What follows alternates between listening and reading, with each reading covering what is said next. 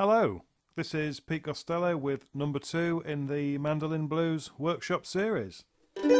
I'd just like to thank everyone who left comments on the first workshop. Thank you very much. It's because of your encouragement that I've come back for more, so thank you very much. Right, what I want to do in this workshop is extend the basic chords a little bit, just so we can get a bit more expression into the playing. Again, it's nothing too complicated. I'm hoping that nothing I do here will be too complicated. It's stuff you can use quite easily, I hope.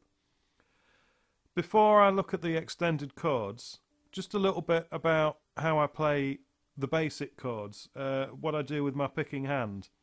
For starters, I play using a plectrum. I don't use a special plectrum. There are all manners of specialised mandolin plectrums you can get. I use just a standard sort of nylon guitar plectrum. It's a fairly thick one. The one I've got here is 0.88mm. You might want to use a thinner one, or you might get on with a thicker one. I really wouldn't prescribe that. It's just whatever feels good to you.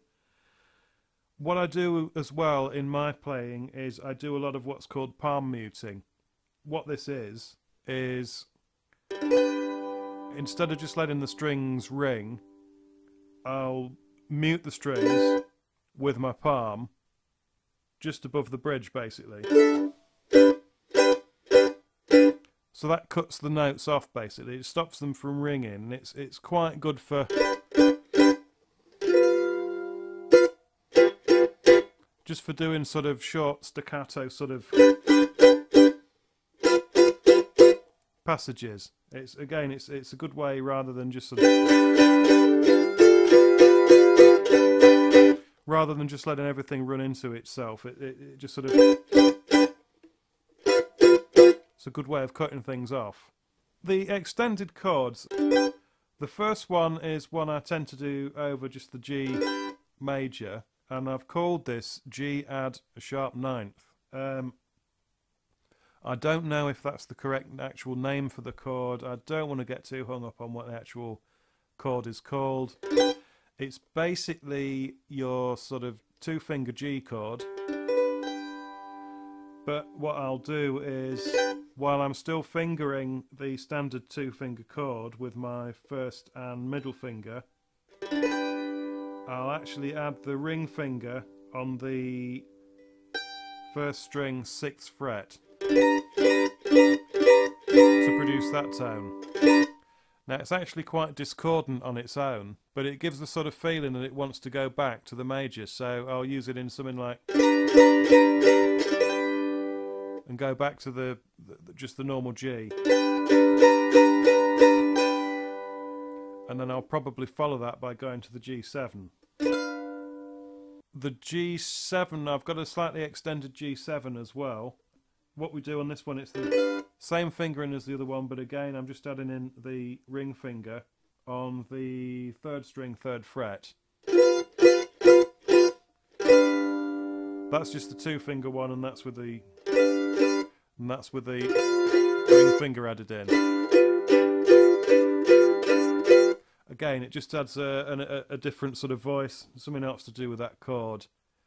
Another thing I will do with my playing on a lot of these chords is I'll just lift slightly the fingers of my fretting hand off the fretboard shortly after I've struck the strings. So again, that sort of cuts the note off, and again it can be quite effective to incorporate in your playing. The C chords, I've got one again. I'm not getting hung up on the names, but I've called this C add 9. I've also been tried to be clever and called it implied, because when you add this 9th in, which is I'm just adding the ring finger to the 2nd string 5th fret, sounds something like this. Then that's just back to the normal C.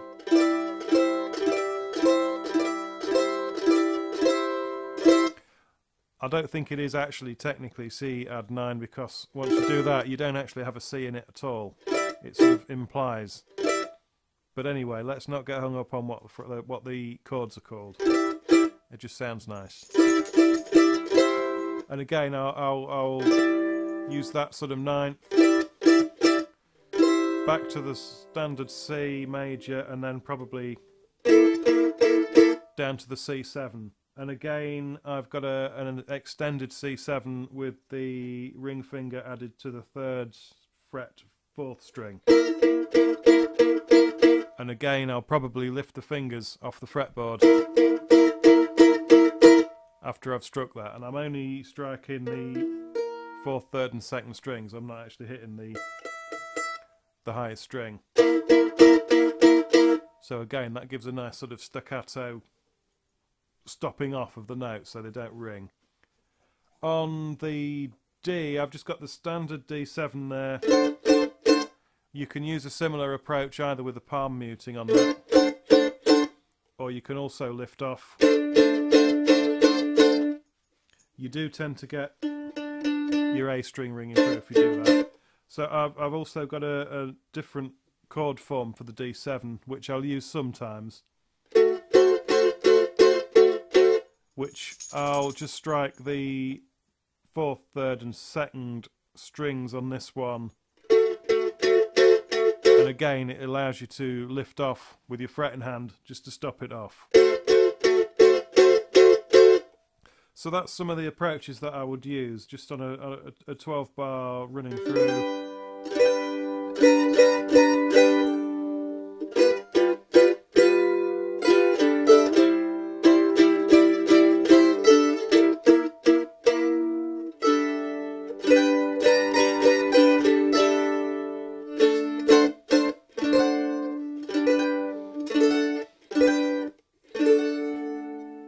Just running through something like that. So I hope you can hear there's a lot more sort of expression in that than there was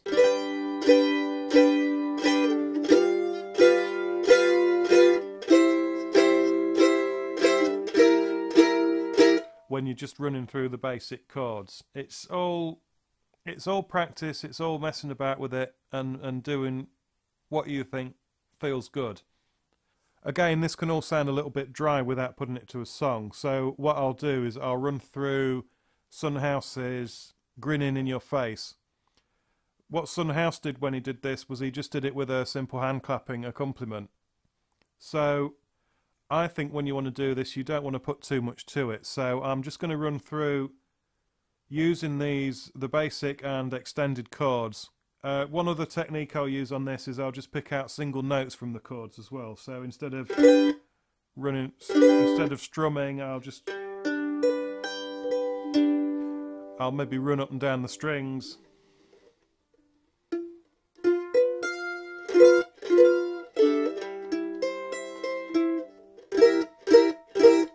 Again, it just adds another dimension to your playing. So, this is Son House, Grinning in Your Face. Don't you mind people grinning in your face? Don't you mind people grinning in your face? Just bear this in mind, that your friend is hard to find. Don't you mind people grinning in your face?